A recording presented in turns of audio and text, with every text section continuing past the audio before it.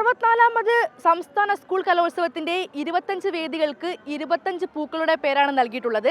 ഈ 25 പൂക്കൾ ഒരു പക്ഷേ ഈ വിദ്യാർത്ഥികളെല്ലാം കണ്ടിട്ടുണ്ടായിരിക്കാം, ഫോട്ടോ ഗൂഗിളോ മറ്റോ കണ്ടിട്ടുണ്ടായിരിക്കും. പക്ഷേ അത് പൂക്കളുടെ മണം ആസ്വദിക്കാൻ അവർക്ക് കഴിഞ്ഞിട്ടുണ്ടാവില്ല. 25 പൂക്കളുടെയും എന്തായാലും കഴിഞ്ഞിട്ടുണ്ടാവില്ല എന്നുള്ള കാര്യം തീർച്ചയാണ്. എന്നാൽ അവർക്ക് ആ പൂക്കളുടെ മണം ആസ്വദിക്കാനുള്ളൊരു അവസരമാണ് ലഭിക്കുന്നത്. ആ അവസരം ഒരുക്കുന്നത് ഒരു വ്യക്തിയാണ്.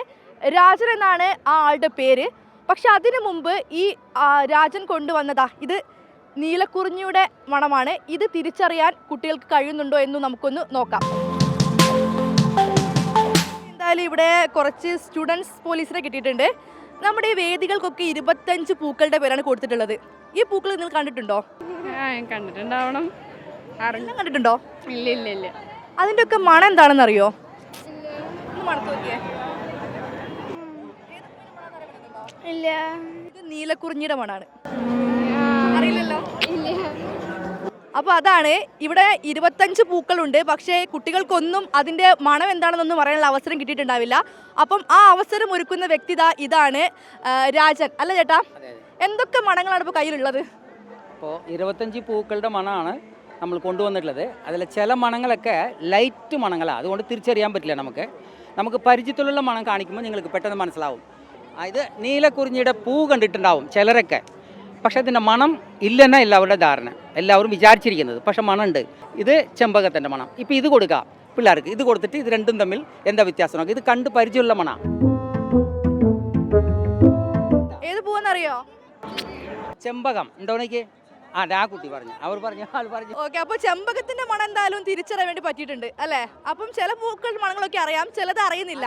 അപ്പൊ എന്തൊക്കെ വ്യത്യസ്തമായിട്ടുള്ള ചേട്ടൻ എടുത്തിട്ടുണ്ട്? ഇത് 25 മാത്രമാണ് ഉള്ളത് അല്ലേ? കൈതപ്പൂ ഉണ്ട്, ജാസ്മിൻ ഉണ്ട്, മുല്ലയുടെ തന്നെ 2-3 വെറൈറ്റീസ് ഉണ്ട്. പിന്നെ ആണപ്പിണ്ടത്തിൻ്റെ മണം ഉണ്ട് കേട്ടോ, അത് വേറെ, നമുക്കത് പിന്നെ നോക്കാം. റോസ് ഉണ്ട്, നാച്ചുറൽ റോസ് ഉണ്ട്. പിന്നെ പാവട്ടയുടെ മണം, ലാങ്കിയുടെ മണം, ഇങ്ങനെ ഒരുപാട് മണങ്ങളുണ്ട്. എങ്ങനെയാണ് മണം ഇങ്ങനെ ആക്കിയെടുക്കുന്നത്? എങ്ങനെയത്? അത് ഒരുപാട് കൊല്ലം വേണം. ഞാനൊക്കെ പഠിച്ചത് 20-25 കൊല്ലമായിട്ട് ഇത് പഠിച്ച് അതിൻ്റെ അറിവുകൾ ആദ്യം തന്നെ നമ്മൾ എന്ത് ചെയ്യണം, നമ്മൾ ഏതാ മണം നമ്മൾ ഉണ്ടാക്കാൻ പോകുന്നതോ ആ മണം, ആ പൂവ് എടുത്തിട്ട് നമുക്ക് എന്ത് ചെയ്യണം, അബ്സർവ് ചെയ്യണം നന്നായിട്ട്. ഏതൊക്കെയാണ് നമുക്ക് സുഗന്ധം തരുന്ന കെമിക്കൽസിന് പണ്ട് കെമിസ്ട്രി സബ്ജക്റ്റിൽ വരുന്നുണ്ട്. അപ്പോൾ അത് നമുക്ക് ആദ്യം പഠിക്കണം. ഓരോ കെമിക്കൽസിൻ്റെ സ്വഭാവം എന്താണ്, അതിൻ്റെ ഫ്രാഗ്രൻസിൻ്റെ മണം എന്താണെന്ന് പണ്ട് നമുക്ക് ആദ്യം അറിയണം. അറിഞ്ഞ ശേഷം പിന്നെ നമുക്ക് പൂ മണക്കുമ്പോൾ അതും ഇതും ടാലി ആക്കിയിട്ട് ഇത് എത്ര ശതമാനം, പിന്നെ രണ്ടാമത്തെ സ്റ്റേജസ് പെർസെൻറ്റേജ് മനസ്സിലാക്കണം. സെൻറ്റ് പോലെയുള്ള ദേഹത്തും പുരട്ടാം, ഷർട്ടുമേ പുരട്ടാം. അപ്പോൾ സുഗന്ധം കൂടി ഉണ്ടെങ്കിൽ അത് പൂവാവുള്ളൂ. പക്ഷേ എല്ലാ പൂക്കളിനും സുഗന്ധമുണ്ട്, അതിൻ്റെതായിട്ടുള്ള സുഗന്ധമുണ്ട്. ചിലത് വന്നിട്ട് നമുക്ക് വേഗം പ്രൊജക്റ്റ് ചെയ്യും. വൊളാറ്റിൽ കണ്ടീഷൻ കൂടുതലുള്ളത് വേഗം അതിൻ്റെ മണം പുറത്തേക്ക് വരും. അപ്പോൾ ചിലത് വന്നിട്ട് ലൈറ്റ് മണങ്ങളാണ്, ചിലത് മൈൽഡ് സ്മെല്ലായിരിക്കും. അത് നമുക്ക് ശ്രദ്ധിച്ച് കോൺസെൻട്രേറ്റ് ചെയ്തിട്ട് അതിൻ്റെ മണത്തറിയണം. അപ്പോൾ എല്ലാത്തിനും മണമുണ്ട്. പ്രകൃതിയിലുള്ള എല്ലാ വസ്തുക്കളിലും അതിൻ്റെതായിട്ടുള്ള ഒരു സുഗന്ധം, അത് ഐഡൻറ്റിഫിക്കേഷനാണ്, അതുണ്ട് അതിൽ. പുഷ്പങ്ങളുടെ ആയാലും അതുപോലെ മരത്തിൻ്റെ വേരുകൾ, അതുപോലെ ഇപ്പോൾ ഈ രാമച്ചം, അതൊരു വെട്ടിവേര്, അതൊരു നല്ല ഒരു പ്രത്യേക ഒരു സുഗന്ധം തന്നെയാണ്. അതുപോലെ സാൻഡൽ, അതുപോലെ ഊത്, ഒരുപാട് സെഡർവുഡ്, ഇങ്ങനെ ഒരുപാട് അഗർവുഡ്, ഇങ്ങനെ ഒരുപാട് സുഗന്ധങ്ങളുണ്ട്. പൂക്കളല്ലാതെ ഇലകളുടെ മണമുണ്ട്, നല്ല ഇലകളുടെ മണം. പഞ്ഞിക്കൂർക്ക, തുളസി, ഇങ്ങനെ ഒരുപാട് സുഗന്ധങ്ങളുള്ളതാണ് പ്രകൃതിയിൽ. അപ്പോൾ പ്രകൃതി നമ്മൾ ചെയ്യേണ്ടത് എന്താണെന്ന് വെച്ചാൽ പ്രകൃതിനെ സംരക്ഷിക്കണം. പ്രകൃതിനെ save the nature and love the nature. ഇങ്ങനെ ചെയ്യണം തോന്നാൻ കാരണം എന്തായിരുന്നു? എന്തെങ്കിലും നമുക്ക് പുതിയത് ഇന്നോവേഷൻ കണ്ടുപിടുത്തം ചെയ്യണം എന്ന് ചെറുപ്പത്തിൽ തന്നെ എനിക്കൊരു വാശിയായിരുന്നു.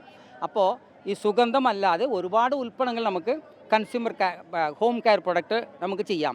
ഏത് വേണമെങ്കിലും നമ്മൾ വിചാരിക്കണം. ഫസ്റ്റ് പുതിയ തലമുറകൾക്ക് നമ്മൾ ചെയ്യേണ്ടത് എന്താണെന്ന് വെച്ചാൽ അവർ നല്ല കുട്ടികളായിട്ട് വേണ്ടാത്ത കാര്യങ്ങളൊക്കെ വിട്ടുകളയുക. നമ്മളെ നശിപ്പിക്കുന്നതും നമ്മുടെ കുടുംബങ്ങളെ നശിപ്പിക്കുന്നതും സമൂഹത്തെ നശിപ്പിക്കുന്നതും എന്തൊക്കെയാണാവോ അതൊക്കെ വിട്ടുകളഞ്ഞിട്ട് നമ്മുടെ സമൂഹത്തിന് നന്മ ചെയ്യുന്നതും നമുക്ക് നന്മ ചെയ്യുന്നതും കുടുംബത്തിന് നന്മ ചെയ്യുന്നതും രാഷ്ട്രത്തിന് നന്മ ചെയ്യുന്ന എന്തൊക്കെയുണ്ടോ കാര്യങ്ങൾ അതൊക്കെ സ്വയം ചിന്തിക്കുക.